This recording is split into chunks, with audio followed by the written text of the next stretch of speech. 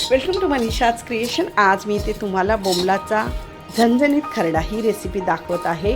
तर त्यासाठी सगळ्यात पहिल्यांदा बोंबील चांगले कट करून छान भाजून घेतलेले आहेत। आता ते 3 ते 4 पाण्याने स्वच्छ धुवून घ्यायचे आहे आणि पाण्यात सोक करण्यासाठी ठेवायचे आहे, जेणेकरून ते थोडे सॉफ्ट होते।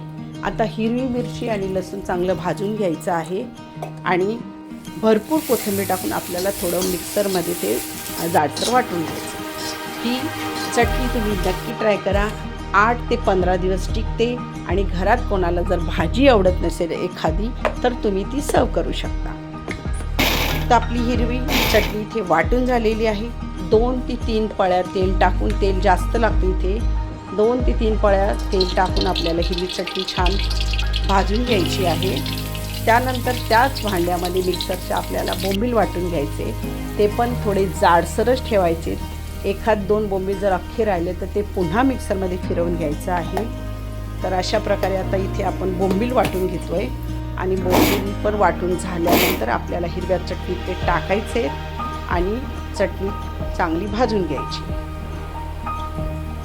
छान खरपूस अशी चटणी भाजून घ्यायची आहे, जेणेकरून ती टेस्टला छान लागते। तर तुम्ही ही चटणी नक्की ट्राय करा, बघा सगळ्यांना घरात आवडेल।